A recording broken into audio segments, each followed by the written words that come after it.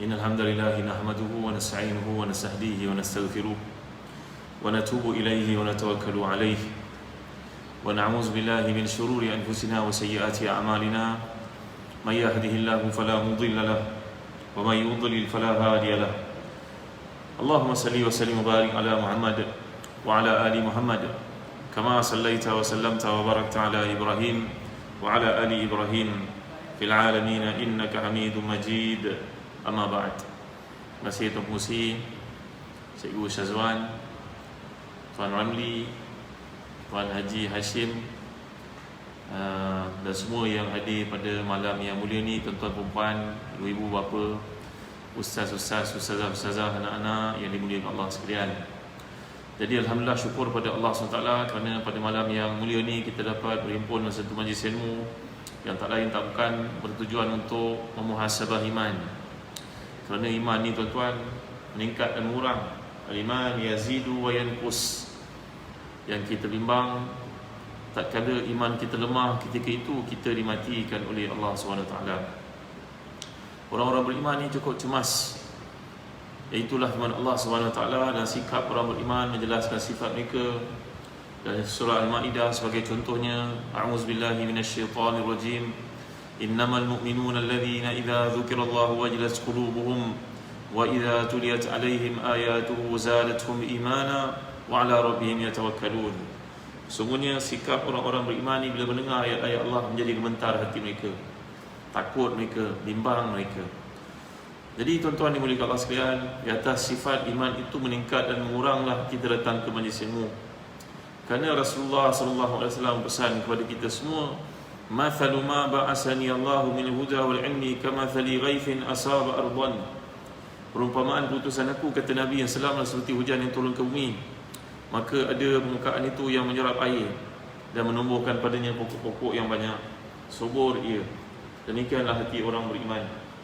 Ada sebahagian daripada tanah ini menerima air, tapi ia serap ke dalam air, serap air ke dalamnya, tak ada beri apa-apa kebaikan kepadanya. Sebab itu antara doa yang paling banyak Nabi kita sallallahu alaihi wasallam amalkan, Allahumma anfa'ni ma 'allamtani wa 'allimni ma yanfa'uni wa zidni ilman ya rabbal alamin. Allahumma anfa'ni ma 'allamtani wa 'allimni ma yanfa'uni wa zidni ilman yukharribuni ilaika ya rahman, contohnya. Maksudnya tuan, ya Allah, berilah kepada aku ilmu yang manfaat. Allahumma anfa'ni ma 'allamtani wa 'allimni ma yanfa'uni. Ajarlah kepadaku benda yang manfaat untuk agamaku. Wazidni ilman ya rabbal alamin, tambahlah ilmuku.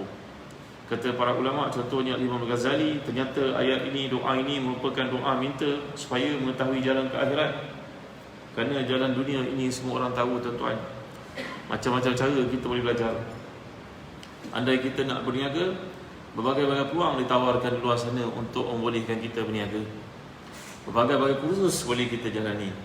Tapi oleh kerana akhirat ni tak nampak caranya tuan-tuan, tak ada orang dah mati bangkit semula daripada kubur untuk beritahu kita perjalanan yang payah dan sukar itu, maka ramailah yang terleka. Dengan sebab itu datangnya ilmu penting untuk kita cedok masa ke semasa, menambah kekurangan-kekurangan yang ada tuan-tuan. Jadi bicara kita pada kali ini adalah berkaitan dengan Ramadan. Terasa baru seperti semalam Ramadan meninggalkan kita. Sekarang dia datang semula tuan-tuan dimuliakan Allah sekalian. Kecemasan yang dirasai, rasa cemas yang ada dalam diri para salafus salih, contohnya Ma'la bin Fadl menceritakan ternanti-nantinya kepada Ramadan itu. Seseorang daripada mereka, orang-orang salih sebelum kita, cemas macam mereka berdoa kepada Allah 6 bulan sebelum Ramadan agar dapat masuk ke dalam bulan yang mulia ini. Dan habis daripada Ramadan itu mereka berdoa lagi 6 bulan, takut ibadah sepanjang Ramadan itu menjadi haba'an mansura, tak diterima oleh Allah. Kerana Allah berfirman, wa qadimna ila ma amilu min amalin faja'nahu haba'an mansura. Kami mendatangkan untuk mereka melihat ibadah yang mereka kerjakan sewaktu di dunia dahulu, ia menyerupai gunung yang besar. Rupa-rupanya bila dipegang hanyalah merupakan debu-debu yang berterbangan. Maknanya tak dinilai oleh Allah. Sangat takut seseorang mereka andai ditimpa penyakit ujub, ghurur, sum'ah, riak, takabur dan sebagainya, sehingga amalan mereka tidak dipandang langsung oleh Allah SWT. Bila kita membaca ayat ya ayyuhallazina amanu kutiba alaikumus siyamu kama kutiba alladhina min qablikum la'allakum tattaqun. Wahai orang yang beriman, difardukan kepada kamu ibadah puasa supaya kamu jadi orang bertakwa. Ayat ini kita akan dengar kerap dalam khutbah Jumaat, dalam kuliah-kuliah berkenaan dengan puasa. Tapi tuan-tuan dimuliakan Allah sekalian, persoalannya apakah seseorang itu bersedia untuk menghadapi Ramadan dengan niat yang ikhlas dan kesungguhan untuk melalui hari-hari yang penting ini, tuan-tuan.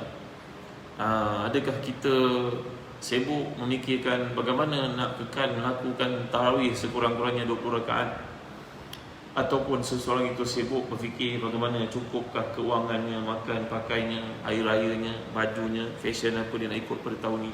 Yang mana satu agaknya kita, tuan-tuan dimuliakan Allah sekalian. Ketika orang-orang yang ada keliling kita sibuk untuk berfikir apa yang nak berbuka pada hari tersebut, apakah seseorang yang lain daripada mereka itu, mudah-mudahan kita daripada kalangan, berfikir sudah sempurna tak aku membaca Al-Quran pada hari ini 20 hingga 30 muka surat supaya aku dapat mengkhatamkannya pada hari 26, 27 Ramadan yang dikatakan oleh kebanyakan para ulama itulah malam qadar, seperti yang dikatakan oleh ramai para sahabat macam Abdullah bin Abbas radhiyallahu anhu. Ini tuan, seorang ulama yang terkemuka dalam bidang tasawuf, Asy-Syazili, beliau berkata, kalau Ramadan bermula pada hari Selasa, insya-Allah Lailatul Qadar berlaku pada malam 27. Tahun ni Ramadan mula ya tuan-tuan? Selasa insya-Allah Selasa Jadi kata Al-Imam Asy-Syazili, seorang ahli sufi yang terkemuka, berkata, aku mengamalkan teori ini, mengkaji dari sudut matematik Al-Quran, aku mendapati kaedah ini tepat, dan alhamdulillah sejak aku baligh aku tidak pernah tertinggal Lailatul Qadar sampailah aku mati. Waktu dia menulis itu dia hampir mati, tuan. Dia bukan ditulis disebarkan untuk orang baca, bukan, ditulis dalam buku-buku yang tertentu untuk dimanfaatkan oleh keluarganya, anak muridnya yang akrab. Ia bukan untuk disebarkan, diceritakan kesombongan, tidak. Tapi dia mengatakan, aku mengikut teori ini, aku dapati kalau Ramadan start hari Selasa, insya-Allah Lailatul Qadar berlaku pada malam 27. Ini kata beliau, tuan. Ya.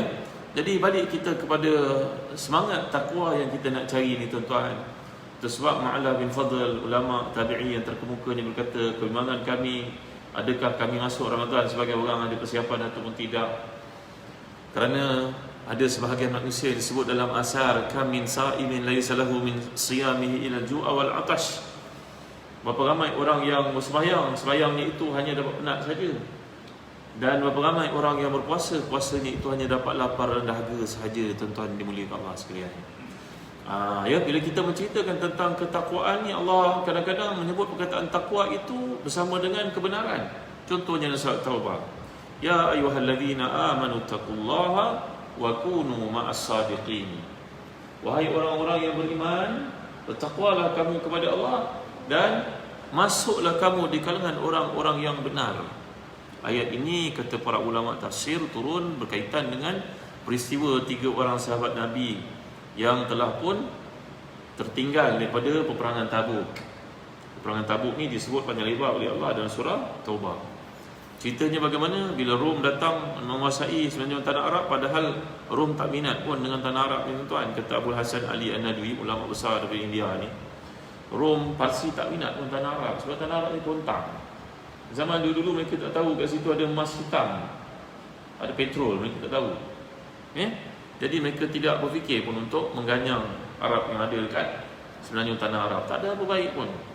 Kalau ia pun mereka masuk Parsi ataupun Rom masuk melalui Ethiopia, melalui Afrika untuk menjajah selatan semenanjung tanah Arab, iaitu Yaman. Yaman agak subur, cantik, hijau, tuan-tuan. Tapi di tengah-tengah tu Rubuk Khali, tak ada orang nak pergi. Apa dia nak dapat kat situ? Biawak ke apa? Tak ada apa mereka nak, tuan. Tapi oleh kerana kembang mekarnya Islam di bawah pimpinan Rasulullah SAW, maka Rom pun menjadi cemas. Maka Rom pun menghantar tentera yang ramai untuk menghapuskan nur Allah SWT ini. Maka Nabi telah menyahut dengan penuh keberanian. Nabi SAW panggil sahabat-sahabat semua untuk pergi bertahan di utara semenanjung Tanah Arab, di sempadan Tabuk dengan Jordan, tuan-tuan dimuliakan Allah sekalian. Jauh tuan-tuan, 800-900 km tuan-tuan. Bayangkan zaman dahulu bukan adanya kenderaan mewah macam kita, senang. Kalau kita menaiki bas yang fully air condition pun pergi ke Tabuk, pergi ke Khaybar, pergi ke Madain Salih, kita rasa ya Allah, kalau bas yang rosak dengan jalan macam mana tuan-tuan. Punya kontang kawasan tersebut. Nabi menggesa para sahabat untuk pergi perang. Tiba-tiba ada 3 orang mukminin yang tidak pergi. Siapa mereka? Ka'ab bin Malik, Hilal bin Umayyah, Mararah bin Ar-Rabi'. Ketiga mereka ini tidak pergi perang kerana teringatkan, tak apalah kami tak pergi pun tak apa, sekarang pun musim menuai kurma. Kurma ni setahun sekali saja untuk tuai. Padi berapa kali tahu?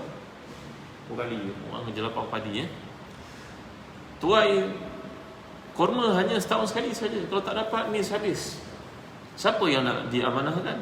Pada masa itu bukan ada pekerja-pekerja asing, mereka sendiri yang tuai turunkan kurma. Maka ada kalangan sahabat-sahabat Nabi as-sadiqun yang benar mereka tak pergi pegang. Yang tak pergi pegang kebanyakannya adalah munafiqun, orang tua, orang yang tidak mampu, orang buta, OKU dan sebagainya. Selain daripada itu semua pergi. Tuan-tuan dimuliakan Allah sekalian, ada seorang bernama Abu Khuzaimah. Abu Khuzaimah ni pun terlambat. Dia sedang menikmati saat-saat indah bersama dengan isterinya dalam kebun kurma itu, minum air yang enak, makan buah kurma yang baru diturunkan. Ibaratnya kita ni baru petik buah durian lah tuan-tuan. Orang Arab ni tengok buah kurma macam tuan-tuan tengok buah durian. Melayu air liur tengok durian tak? Cikgu? Melayu air liur. Maka orang Arab begitu. Abu Khuzaimah ni duduk untuk menikmati kurma, minum air yang sejuk di Madinah. Tiba-tiba dia pun teringat Rasulullah dalam kepanasan.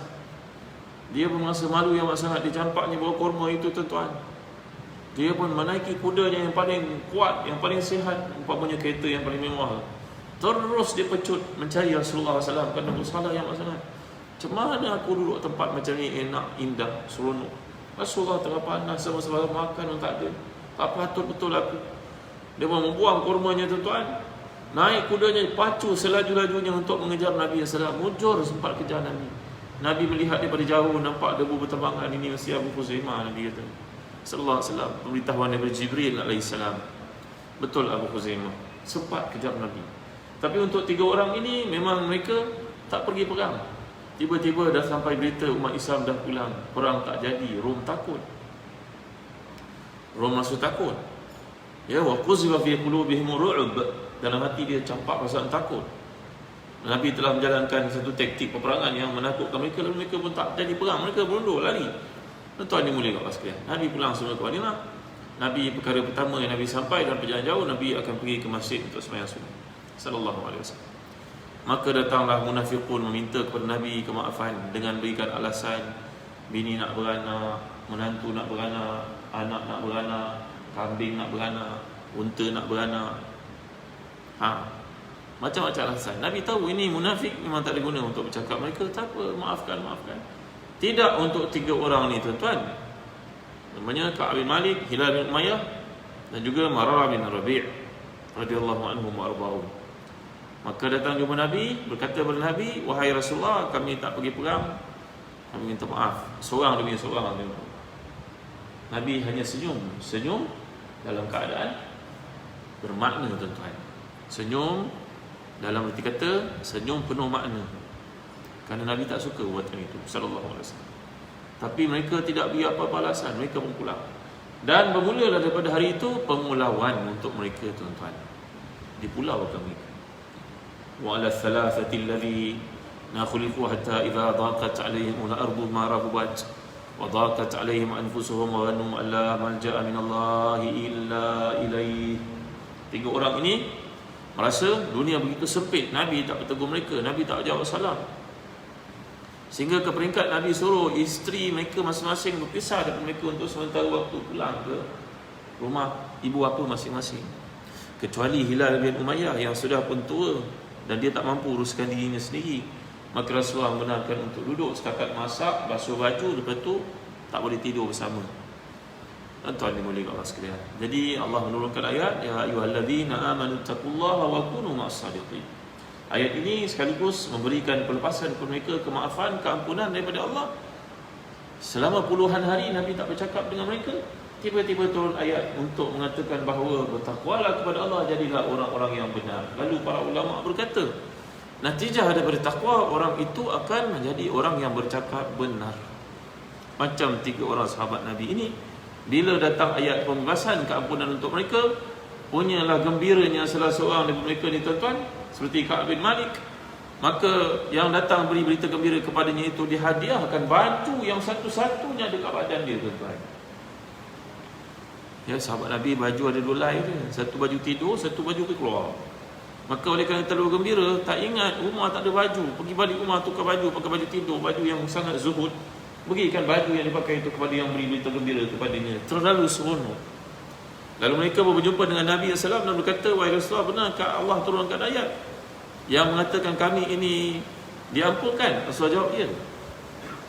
Maka mereka berkata, kalau begitu wahai Rasulullah, kami tidak akan berkata melainkan kebenaran sepanjang hidup kami. Allahu Akbar, Masya Allah, Taala. Ini hujan kat luar ni tuan-tuan, mengiringi kuliah kita. Nampaknya pukul 11-12 malam kita berhenti, boleh ke? Ya. Maka kita menceritakan takwa, tuan-tuan.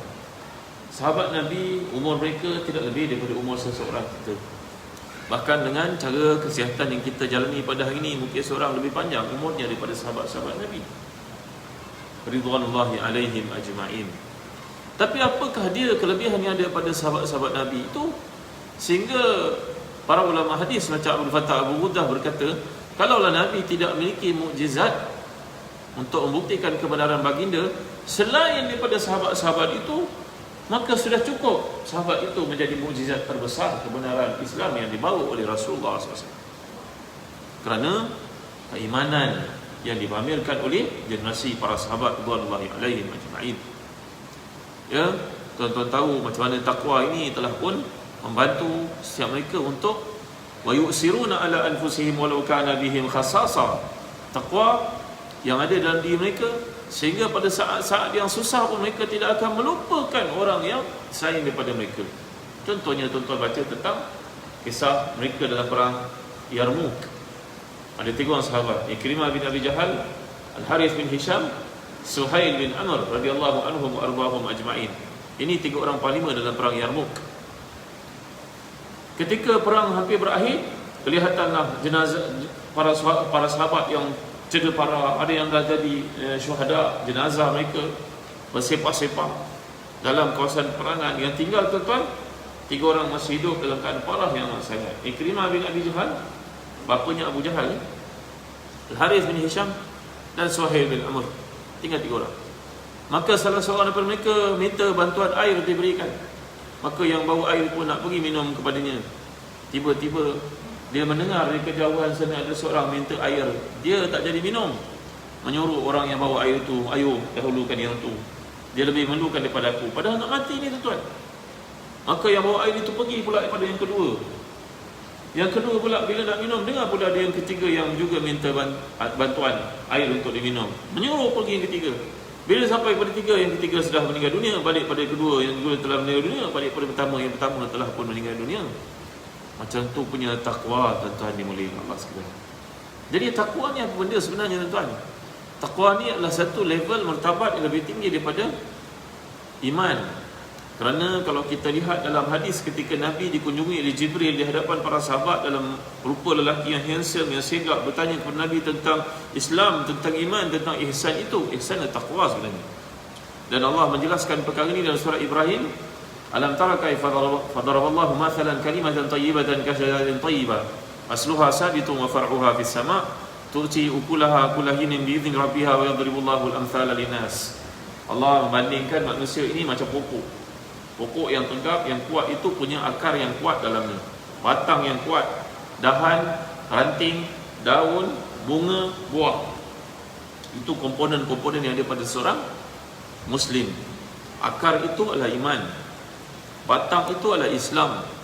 Kita tak boleh nak ukur iman orang, tapi kita dapat tengok pelakuan Islam yang ada pada dia itu menandakan imannya subur. Kan itu dalam hadis mengatakan, man i'tada masajid Allah fa ashhidu 'ala al-iman. Orang yang rajin datang ke masjid macam tuan-tuan ini adalah orang beriman. Kerana iman itu dinampakkan oleh Islam, perlakuan Islam. Bercakap baik-baik menandakan orang Islam. Orang ni orang beriman. Maka tuan-tuan dimuliakan Allah sekalian, bila Allah gambarkan begitu gayanya, akar, batang, daun itu Islam, kemudian datang bunganya, bunga itu akhlak, iaitu berlaku baik kepada manusia, selepas meyakini bahawa semuanya itu perintah daripada Allah SWT. Kemudian datang takwa. Takwa ni maknanya apa tuan-tuan? Macam para sahabat ni tadi, mendahulukan orang lain pada saat dia ada keperluan, memaafkan orang lain. Ya, banyak contoh-contoh yang boleh kita lihat bagaimana kesungguhannya untuk mengamalkan Islam. Maka ini adalah takwa sebenarnya. Jadi takwa ni kita selalu dengar pada hari Jumaat, ittaqullah, imam berkata. Kalau tuan-tuan pergi ke negara Arab, imam-imam di negara Arab itu akan menjelaskan takwa itu dalam berbagai-bagai variasi. Ittaqullah fi banatik, ittaqullah fi azwajik, ittaqullah fi amalik. Takwalah kamu pada Allah terhadap isteri kamu. Takwalah kamu pada Allah terhadap anak-anak perempuan kamu. Takwalah kamu pada Allah terhadap kerja kamu. Takwalah kamu pada Allah terhadap jiran-jiran kamu. Maknanya kat sini tuan-tuan, segala perkara yang merupakan ketaatan kepada Allah dalam hubungan kita dengan manusia, itu adalah tanda kita bertakwa kepada Allah SWT. Agak-agak orang yang bunuh bini dia kemudian tanam dalam lubang, agak orang mana ada takwa tu tuan-tuan? Orang yang ambil anak dia campak ke dinding, gantung kat tempat macam gantung langsir, orang mana ada takwa agak-agak tuan-tuan? Orang yang buat maksiat kemudian pamerkan kepada orang, mana ada takwa agak-agak? Jadi maknanya takwa ini kadang-kadang boleh terhakis daripada seseorang. Mungkin dermanya banyak, tapi dia tidak bertakwa pada Allah terhadap isteri dan juga anak-anaknya.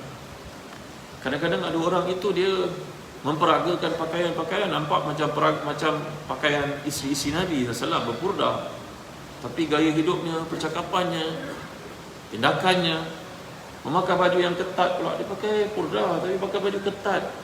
Boleh ke tuan-tuan agak gitu tuan-tuan? Dia pakai purdah tapi bercakap tentang hal-hal orang lain dengan memburuk-burukkan mereka. Tuan dimuliakan Allah sekalian, nampaknya ketakwaan ini adalah satu benda yang berlaku dalam semua urusan kehidupan kita. Jadi bila Allah mengingatkan kita tentang takwa itu adalah hasil daripada puasa, macam mana kita nak dapat menyuburkan iman kita sehingga jadi ketakwaan ni tadi tuan-tuan. Itu yang kita nak kena faham. Kalau anak-anak kita dia nak ambil SPM, dia membuat persiapan untuk hadapi SPM tu 2 tahun, betul tak? Tingkatan 4, tingkatan 5. Dan 5 dia pun jawab periksa. Tahun ni berlaku PKP, dia kat rumah pun dia belajar juga. Betul kan? Cikgu-cikgu online dan sebagainya, hebat-hebat cikgu-cikgu kita. PDPR-nya, kesungguhannya. Walaupun kadang-kadang anak saya lah tu kan tidur je kat rumah, duduk depan komputer tidur je sebenarnya. Cikgu pun tak perasan. Tuan ni belum kasihan. Tapi nak tunjukkan kesungguhan itu, kesungguhan untuk belajar bagi menghadapi SPM. Kerana SPM itu adalah menentukan bagaimana matlamat hidup dia nak menjadi orang apa. Masuk universiti, masuk pengkhususan, betul tak? Bagaimana kalau Ramadan ini kita tidak buat persiapan, tiba-tiba kita masuk je? Logiknya munasabah tak agak-agak tuan-tuan? Tak munasabah tuan-tuan. Kerana kalau anak kita buat persiapan 2 tahun untuk periksaan SPM itu, kita kena buat persiapan untuk menghadapi Ramadan macam para salafus salih 6 bulan sebelum itu sebenarnya. Subhanallah, Masya Allah, Tabaraka wa ta'ala. Itu sebab mereka berkata, orang yang qiyamul lail selama setahun belum tentu akan dapat Lailatul Qadar, tapi insya-Allah ruang untuknya ada dengan kasih sayang daripada Allah Subhanahu wa taala. Tuan, kalau setahun dia buat qiyamul lail daripada Ramadan lalu sampai Ramadan ini, belum tentu dia dapat Lailatul Qadar tuan-tuan yang mulia Allah sekalian. Tapi Allah tidak akan zalim padanya. Allah akan bagi kepadanya nikmat dalam berbagai-bagai bentuk. Allah bagi kepadanya. Ini adalah satu kata-kata yang penting untuk kita faham.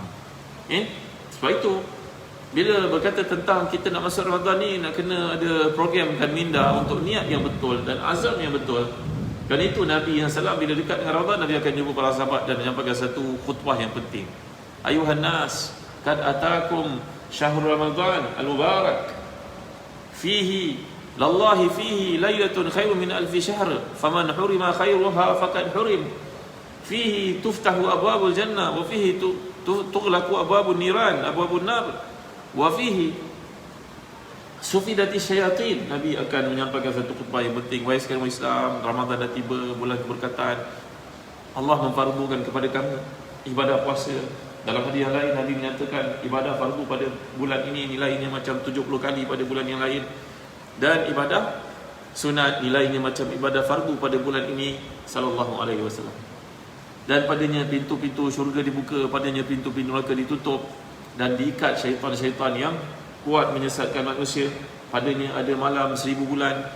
Ketika Al-Imam At-Tabari, Ibn Jarir At-Tabari menceritakan tentang surah Al-Qadar itu, beliau berkata Nabi pernah menceritakan orang Bani Israel dahulu umurnya panjang.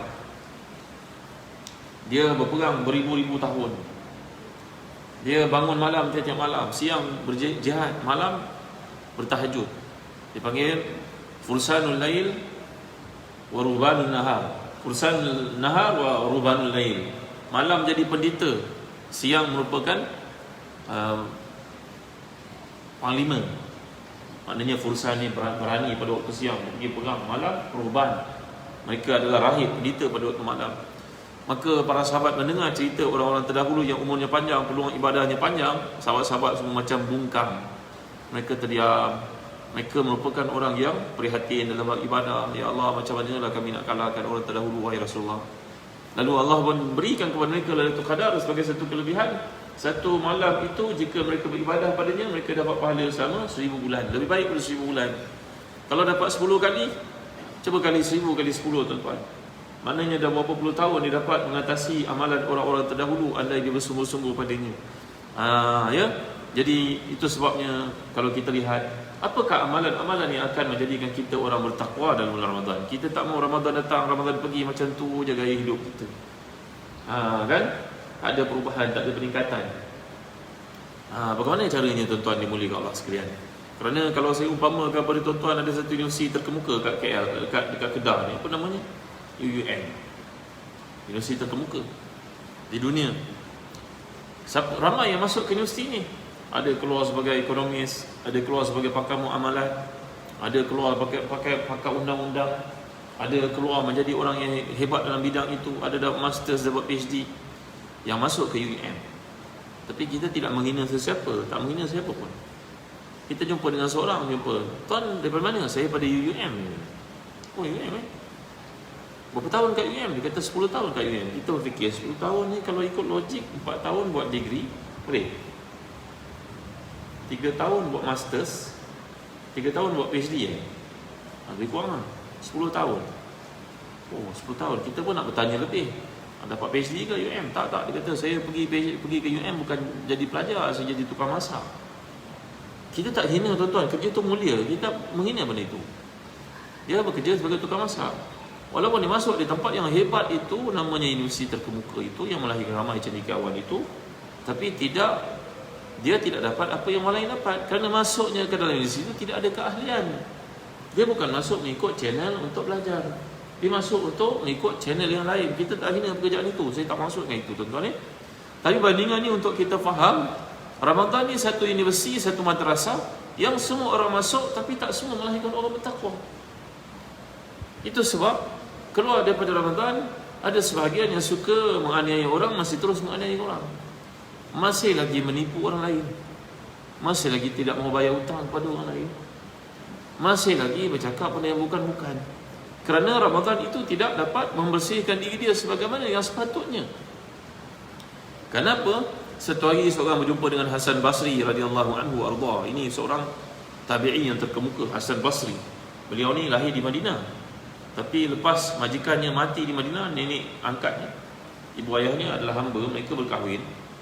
Maka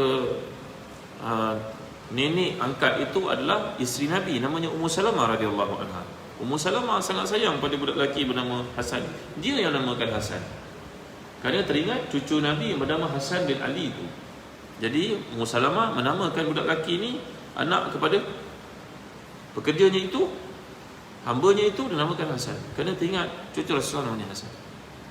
Bila Ummu Salamah wafat, ayah ibu Hasan ini tak boleh duduk lagi mana asli. Tengok rumah tengok Ummu Salamah, tengok masjid tengok Ummu Salamah, tengok waktu malam tahajud tengok Ummu Salamah. Akhirnya mereka pun tak bertahan, tak boleh macam ni. Mereka mau pindah pergi ke Basrah. Maka mulai hari itu Hasan bertukar namanya menjadi Hasan Basri. Hasan Basri.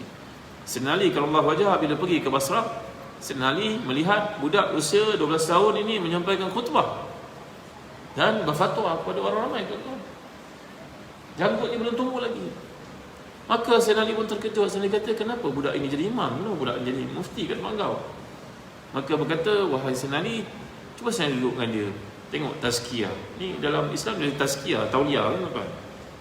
Ya, bukan dia balik pada Azhar, balik Jordan, dia ada tauliah, nak mengajar buat tauliah.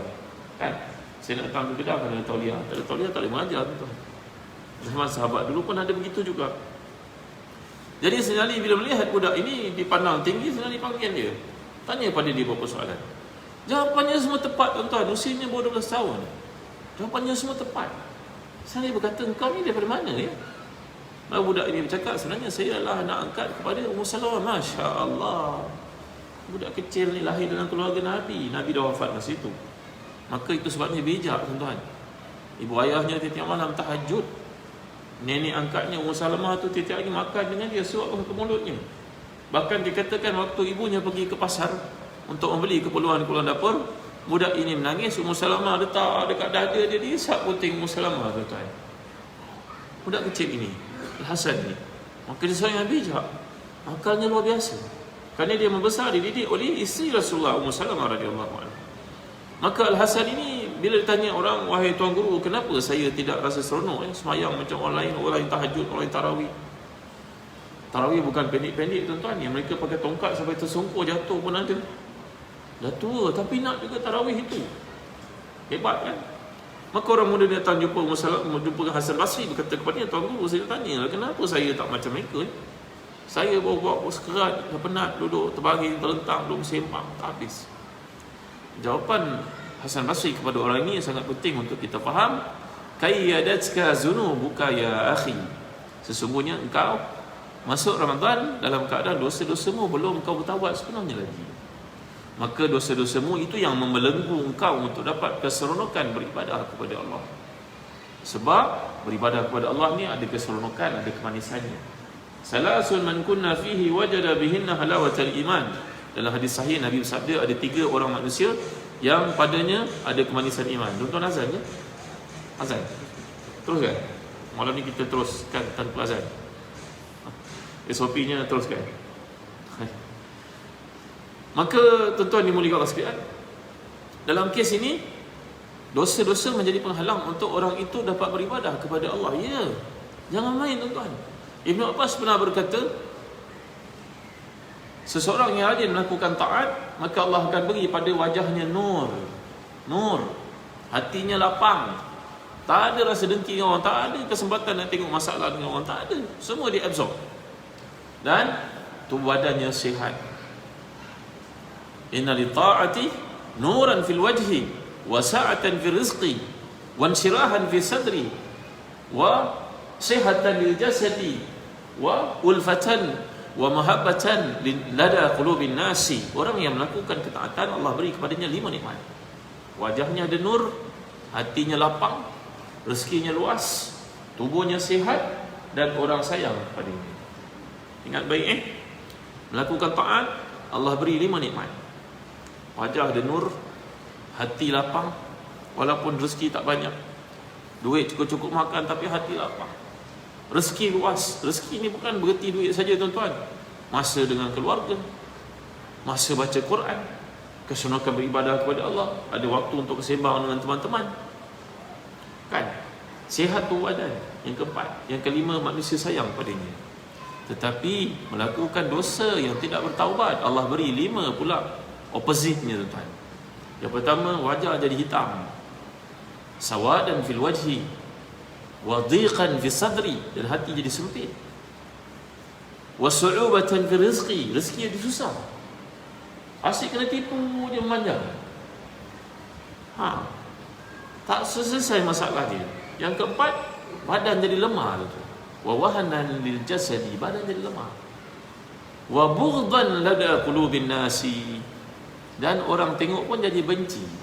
Orang tak seronok orang kita. Tuan-tuan, ada je masalah dengan orang. Berkahwin masalah dengan isteri, masalah dengan orang kat tempat kerja, masalah dengan mertua, pak mentua yang jumpa sekali-sekala, masalah dengan adik ipar, semua masalah. Apa punya orang ni tuan-tuan? Apa masalah kau sebenarnya ni? Cuba kau cek balik hubungan kau dengan Allah sebenarnya. Jadi balik cerita Hasan Basri tadi, ketika beliau ditanya oleh orang muda ini susah nak buat amalan ketaatan, jawapan Hasan Basri, cek balik sebenarnya kau tak bertaubat agaknya masuk Ramadan ni. Tuan-tuan dimuliakan Allah sekalian. Jadi tinggal satu hari saja lagi untuk taubat pada Allah dengan taubat yang sebenar-benarnya. Ya ayyuhalladzina amanu tubu ilallahi taubatan nasuha.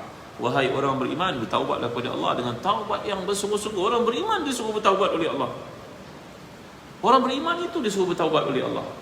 Maknanya memang kita ni melakukan dosa pada Allah, sedar ataupun tidak, tuan-tuan dimuliakan Allah sekalian. Jadi persiapan pertama, moga-moga nak jadi orang bertakwa Ramadan ni, bertaubat pada Allah yang sebenar-benarnya. Nombor dua, hendaklah kita ni buat minda, mindset kita setkan untuk isi Ramadan dengan sebaik-baiknya.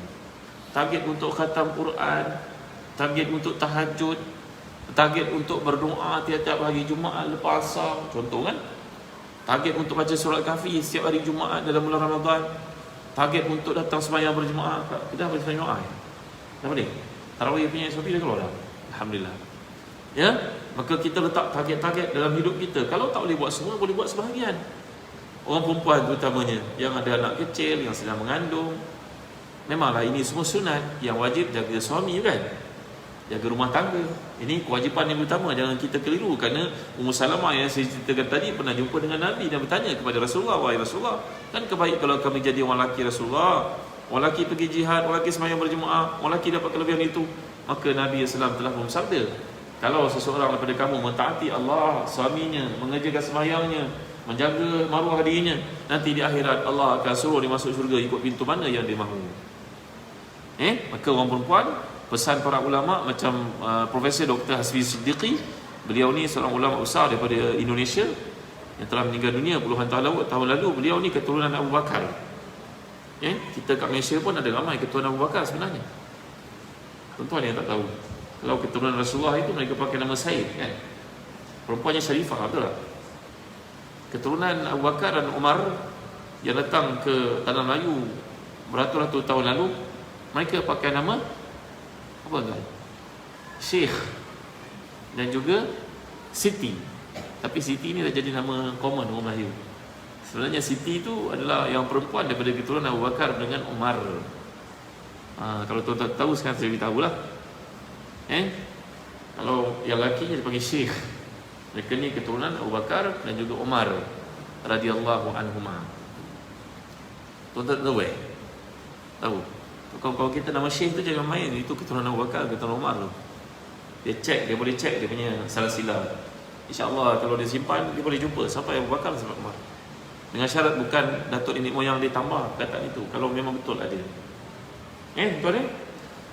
Jadi tuan-tuan hati dan dikasih kasihan, bila kita lihat apa yang para sahabat radhiyallahu alaihim ajma'in, mereka ni punya kesungguhan untuk melakukan ketaatan kepada Allah SWT, kepada segala tuntutan yang ada dalam kehidupan mereka, kesungguhan-kesungguhan yang ada, kita nak kena belajar satu persatu tuan-tuan. Satu tadi bertaubat. Nombor dua, mindset kita letak betul-betul apa yang kita nak buat tadi. Nombor tiga, kena ingat sembahyang berjemaah ni cubalah buat sedaya upaya buat berjemaah. Kalau dah tak boleh nak buat dekat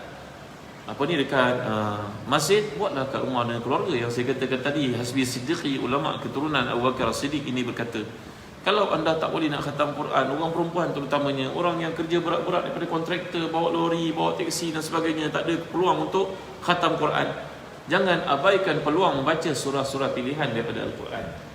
Apa tuan-tuan? Surah Al-Baqarah, Ali Imran, Al-Kahfi, Az-Zumar, ni Nabi suka baca ni, Az-Zumar ni. Al-Isra, Nabi suka baca ni. Kalau kita memang tak mampu nak baca dengan keuzuran dia, bukalah Quran ni, dengarlah YouTube ke apa-apa tuan-tuan, cubalah ikut. Lagi As-Sajdah, Al-Insan, Juz Amma. Bacalah ayat-ayat terakhir pada surah Al-Baqarah. Kalau habis-habis daya tak boleh baca juga Al-Baqarah, bacalah 2 ayat terakhir surah Al-Baqarah. Kerana surah Al-Baqarah disebut dalam hadis, fa inna akhzaha barakah wa tarkaha hasra wala tastati'u al-batalah. Siapa yang baca surah Al-Baqarah, Allah beri keberkatan hidupnya, Allah hilangkan segala kesusahan, dan dia tidak akan ditimpa, diganggu oleh sihir. Ada ulama di Saudi bercerita, orang mengadu kepadanya tentang perbuatan sihir orang kepadanya. Sihir tuan-tuan, dia berkahwin, bercerai, rezeki dia orang curi, tempat kerja dia orang frame dia, aniaya dia, akhirnya dibuang kerja. Sihir tuan-tuan. Lama dia tak boleh perform, dia bekerja mana pun tak lama. Dia jumpa dengan Tok Syekh ni. Tok Syekh ni kata, aku pesan daripada engkau, alaika bi suratil Baqarah. Engkau mulai hari ni aku pesan untuk kes engkau ni memang berat. Kalau baca doa-doa memang pendek, memang tak jadi. Engkau, keadaan engkau, aku nasihatkan baca surah Al-Baqarah. Dibaca tuan-tuan, surah Al-Baqarah dibaca selama setahun. Setiap hari dibaca, setiap hari.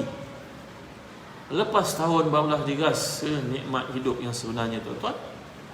Dan sihir yang ada padanya perlahan-lahan hilang. Dia dapat berkahwin, dia dapat bekerja selepas setahun, 365 hari je. Terus ada orang kadang-kadang jumpa dengan kita mengadu masalah-masalah.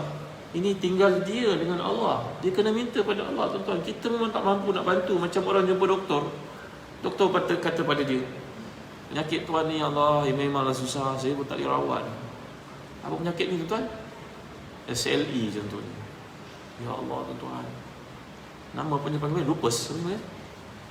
SLE LUPUS dia anggap macam serigala tu. Penyakit ni dia punya sistem badan dia lawan sama sendiri. Ya Allah Rabbi, berat tuan-tuan penyakit ni. Antibody badan dia lawan sama sendiri. Sistem imun sistem dia ada problem. Ya Allah, memanglah doktor pun tak boleh nak rawat tuan-tuan. Macam-macam penyakit yang pelik-pelik dalam dunia pada hari ini. Saya menasihatkan siapa saja ada masalah-masalah seperti ini, bacalah surah Al-Baqarah itu. Baca Al-Baqarah komplit, komplit 286 ayat, baca. Kerana Nabi bersabda, fa inna akhzaha barakah wa tarkaha hasra wala tastati'uha al-batalah. 3 kelebihan baca surah Al-Baqarah ini: mengambilnya berkat, meninggalkannya menyesal, dan orang yang bacanya tidak akan diapa-apa pun oleh apa kejahatan sekali. Subhanallah, Masya Allah, Tabaraka Ta'ala. Jadi ini perkara ketiga. Keempat, sebut pada tuan-tuan, Ramadan datang, latihlah untuk bersedekah. Bersedekah ni kata Imam Syaukani dalam Tuhfatul Zakin, ada 70 kelebihan. Antaranya dia merawat penyakit juga, menghilangkan kemurkaan Allah, menyebabkan hati sesama manusia jadi baik. Kan? Ya, ada satu masjid saya pergi dalam Kuala Lumpur beberapa hari lepas, juga cerita bab Ramadan. Masjid ni masih besar. Mereka berkata, Ustaz, kami alhamdulillah syukur tak perlu bimbang Ramadan ni. Setakat 100,000 tu memang senang-senang dah ada dah. Assured income. Saya kata, macam mana hebat sangat masjid ni, tak ada orang kat sini. Masjid tengah-tengah bandar, tak ada orang datang pun, orang pergi kerja. Maka pengurusinya beritahu kepada saya, Ustaz, ini ada seorang asing. Dia ni orang tempat lain, nanti dia berkahwin dengan orang Melayu. Masya Allah, dia berniaga pun bagus. Hidupnya zuhud serba sana, Ustaz.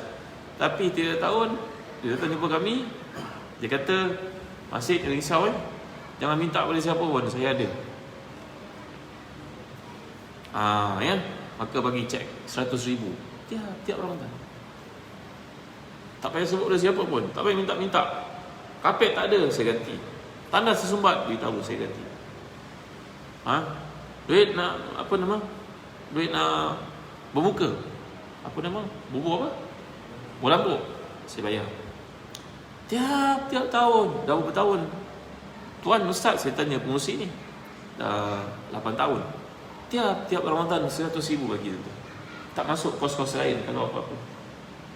Orang ni orang tak kenal pun, tak glamour pun tuan, tak ada IG pun, tak ada apa-apa pun. Keretanya pun biasa, rumah tu biasa, duduk dekat apartmen biasa saja. Tapi jangan minta selagi saya ada. Subhanallah, Masya Allah, Tabarakatullah. Jadi kita memang tak mampu nak jadi orang macam dia tuan-tuan, tapi bagilah apa yang ada dalam kemampuan kita. Jangan sampai kita berniat aku nak jadi kaya macam dia, barulah aku nak buat derma. Itu cerita lain. Itu dapat besok buat, tak dapat bagi apa yang ada. Kan itu dalam hadis Nabi begitu realistik berkata kepada kita, sabaqa dirhamun mi'ata dirham. 1 dirham melebihi pahala 100 dirham. Maka mereka bertanya, macam mana ni wahai Rasulullah? Saya jawab, orang ni dalam kocik ni cuma ada 2. Dibagi satu nilainya 50% di sisi Allah derma dia. Orang itu punya ribu-ribu, dibagi 100 tak ada apa bagi dia. Maka tentulah yang satu ini melebihi 100 di sisi Allah SWT. Allah tidak pernah lihat pada kuantiti, tapi Allah lihat pada ikhlasnya, tuan-tuan. Itu sebab Imam Ghazali ketika menceritakan ayat in tubdu sadaqati fa ni'mahi wa in tukhfuha wa tu'tuha al-fuqara fa huwa khairul lakum. Ya, Allah menyatakan kalau engkau nyatakan sedekahmu kepada orang untuk lihat, itu baik.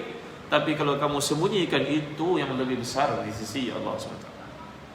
Kalau kita ni punya badan besar macam lembaga zakat, Baitul Mal, kita menjalankan CSR syarikat, itu memang tanggungjawab kita untuk beritahu kepada orang. Tapi kalau kita tak personal capacity, lebih baiklah jangan cerita pada orang. Kerana mencerita pada orang boleh mencederakan kualiti keikhlasan kita di sisi Allah SWT. Itu yang membimbangkan, tuan-tuan dimiliki Allah sekalian. Para sahabat Nabi dulu bila buat amal saleh, Nabi ceritakan, bukan mereka ceritakan, Nabi ceritakan. Sallallahu alaihi wasallam. Mereka tak nak diceritakan, tapi Nabi yang ceritakan. Menceritakan Nabi itu adalah perintah daripada Allah. Macam Abdul Rahman, dia sedekah, dia tak nak orang tahu. Tapi Rasulullah SAW yang menceritakan. Itu sebab bila Rasulullah wafat, sahabat-sahabat terus buat kebaikan. Tak ada siapa lagi ceritakan, tuan-tuan, kecuali orang lain menceritakan. Aku lihat, contohnya cucu Nabi bernama Ali Zainul Abidin. Beliau ni satu-satunya yang selamat ketika pembunuhan keluarganya seramai 13 orang di tempat namanya Karbala di Iraq hari ini. Masih ada di tempat nama Karbala, jadi tempat kiblat orang Syiah mengerjakan haji. Maka Husain Ali Zainal Abidin ini, dia satu-satunya yang selamat. Dia kecil lagi pada masa itu. Yang lainnya sembelih hidup-hidup, tuan-tuan. Dia pun hampir-hampir dibunuh. Tapi makciknya datang berkata pada pembunuh itu, kalau kau nak bunuh dia, bunuh aku dulu. Maka orang tu tak jadi bunuh. Kalau tak, dia mati juga. Jadi Zainal Abidin ni dia tidak mampu berada di depan orang ramai. Kalau dia duduk tempat saya macam menghadapi tuan-tuan yang seramai ni, dia akan pengsan. Orang kejut, dia bangun, dia tengok, pengsan balik semula. Kenapa? Kerana dia kata, aku tak boleh tengok orang ramai. Kerana aku teringat trauma betul bagi aku ketika orang tu datang menyerang kami, lalu membunuh seorang-seorang daripada adik-adik aku di depan mata kepala aku, disembelih hidup-hidup.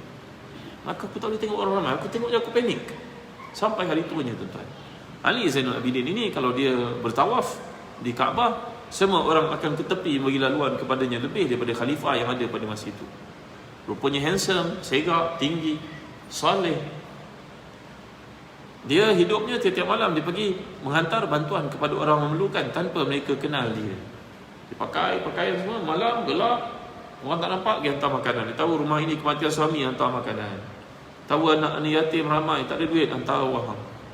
Dia mengetahui rekod penduduk Madinah tu semua ada dalam tangan dia. Seorang pun tidak tahu. Pada hari dia mati, keesokan malamnya, barulah penerima bantuan itu tahu bantuan itu datang daripadanya, kerana ia stop dengan kematian Ali Zainul Abidin yang salih, yang handsome, yang hebat ini. Ini amalan orang-orang saleh. Maka kalau ada orang kata saya daripada itu, saya bimbang menyalahi apa yang orang saleh buat. Kalau kita nak buat berdasarkan kepada CSR syarikat yang memang punya wang, tak apa. Tapi kalau atas personal capacity, kita bimbang syaitan ini masuk dalam hati untuk menimbulkan macam-macam perkara pada diri kita. Kalau orang ceritakan itu benda lain.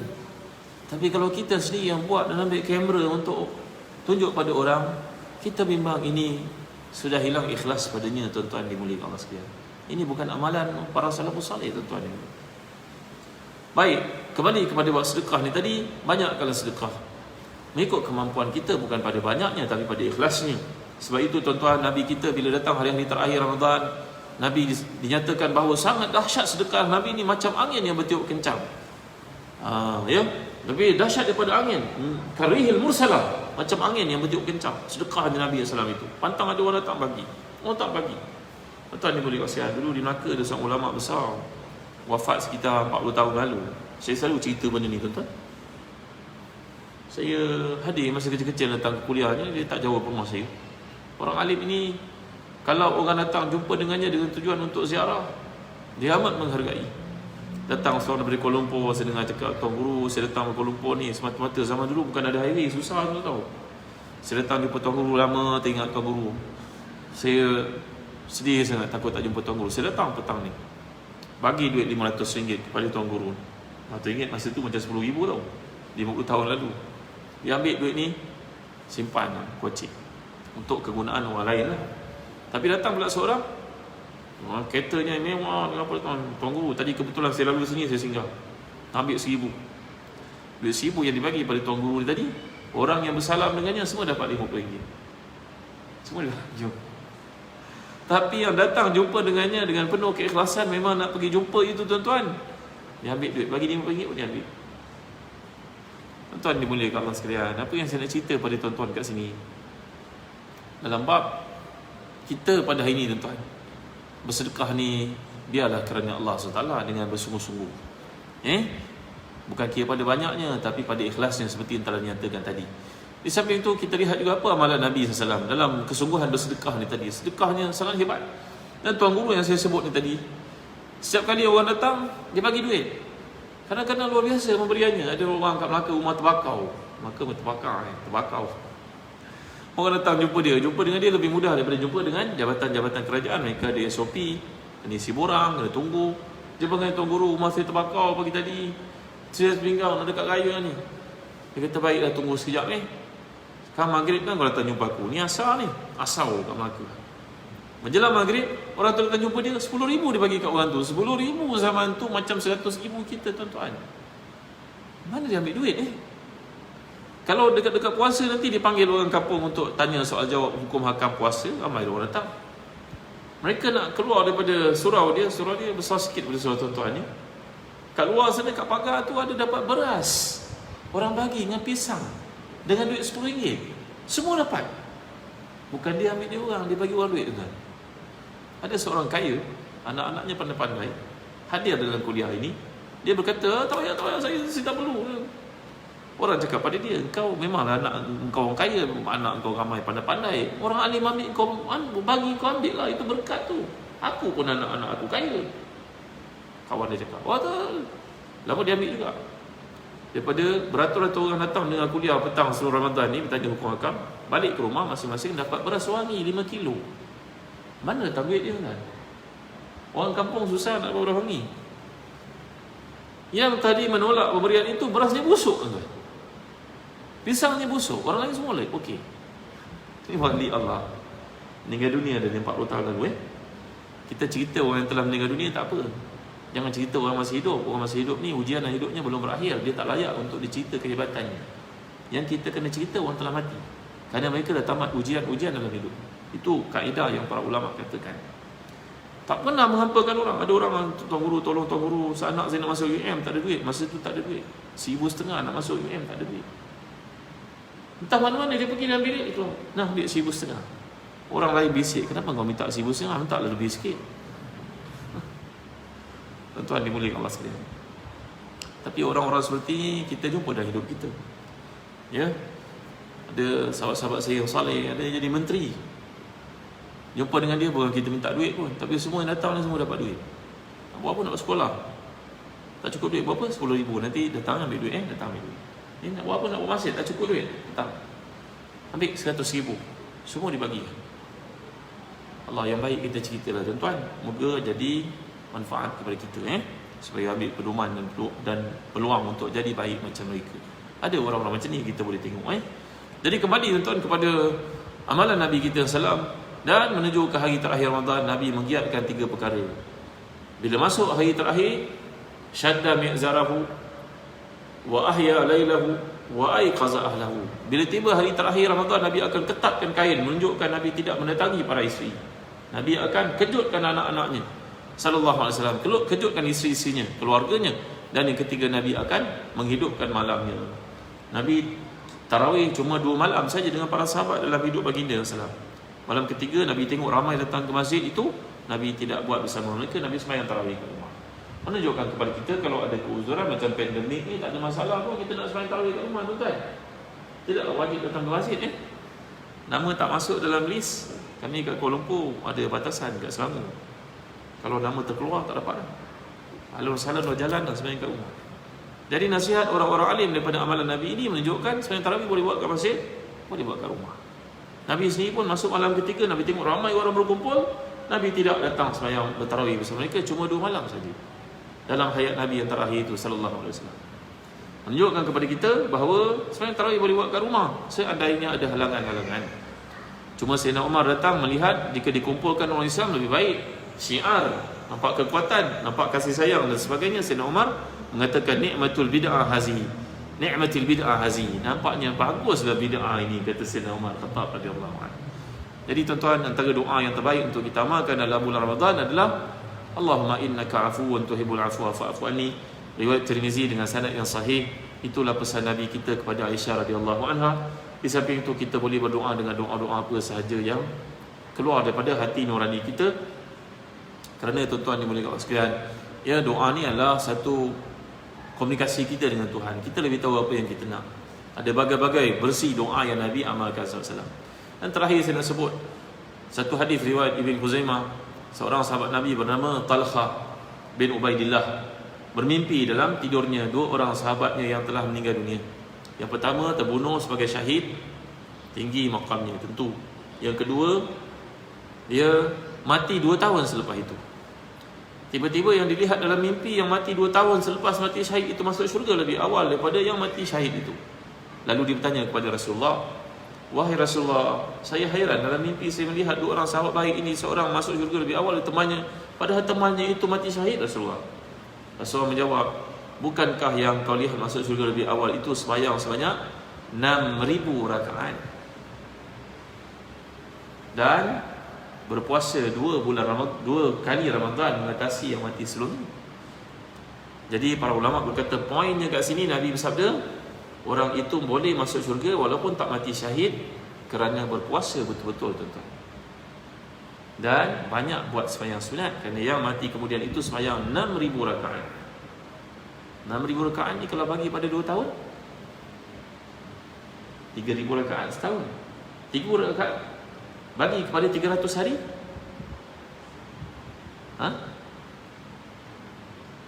tak adalah banyak sangat tak adalah banyak sangat. Bukan tak ada banyak sangat, maknanya boleh dilakukan sebagai usaha untuk kita mengikuti orang-orang salih. Baik tuan, setakat itu saja dulu. Mudah-mudahan Ramadan ini adalah Ramadan yang sangat makna untuk kita dan sekalian umat Islam. Moga-moga Allah mengangkat musibah yang berlaku ini dengan segera. Mudah-mudahan Allah menjadikan Ramadan ini punca rezeki tuan-tuan saya dan tuan-tuan bertambah.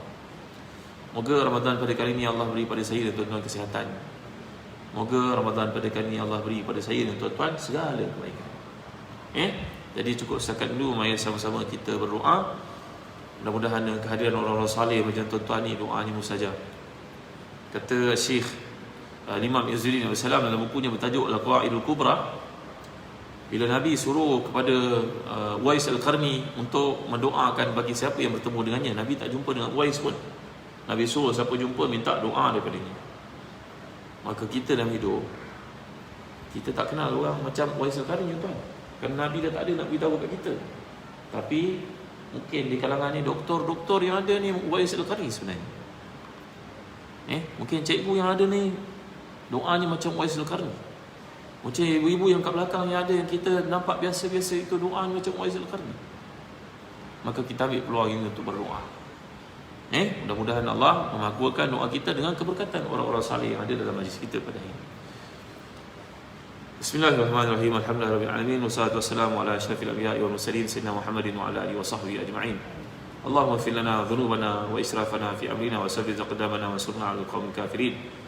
Allahumma ighfir lana dhunubana wa liwalidina warhamhum kama rabbawna shighara wa li jami'i mashayikhina wa li jami'i asatizatina wa li jami'i ashabil huquq 'alaina minal muslimina wal muslimat al mu'minina wal mu'minat bi rahmatika ya arhamar rahimin. Allahumma sallimna li Ramadan wa sallim Ramadan lana وتسلمه منا متقبلا يا رب العالمين. اللهم أعنا على ذكرك وشكرك وحسن عبادتك. اللهم اجعلنا من الذين يقومون رمضان يقيمون رمضان. اللهم اجعلنا من يقيمون رمضان إيمانا واحتسابا فغفر لهم ما تقدم من ذنبهم Ya Allah, jadikan kami dari kalangan disebut Nabi-Mu orang yang menghidupkan Ramadan dengan sebenar-benarnya, bukannya orang melalui Ramadan seperti orang-orang jahil yang tidak mengerti dan memahami kedudukan Ramadan itu. Dan jadikan kami di kalangan yang diampunkan dosa-dosanya, diberi kepadanya keberkatan, diberi kepadanya kesihatan, diberi kepadanya kebebasan daripada api neraka. Ya Allah, ibu bapa kami, sahabat andai kami, keluarga kami yang telah pergi meninggalkan kami, mendahului kami, maka ampunkanlah dosa-dosa kami, dosa-dosa mereka. Himpunkan mereka bersama dengan orang saleh, orang yang tinggi makamnya di sisi-Mu, wahai Tuhan. Tutuplah aib mereka, tinggikan darjat mereka, ampunkan dosa-dosa mereka. Rabbana atina fid dunya hasanah wa fil akhirati hasanah wa qina azaban nar. Allahumma akthir malana wa waladana wasi' lana fi darina wa barik lana fi a'taitana wa atil hayatana ala ta'atik wa ahsin amalana wa ighfir lana. Rabbana hab lana min azwajina wa dhurriyyatina qurrata a'yun waj'alna lil muttaqina imama. Ya Allah, beri pada kami kesempatan Ramadan ini untuk sembahyang berjemaah. Beri pada kami kesempatan untuk puasa dengan sebenar-benarnya.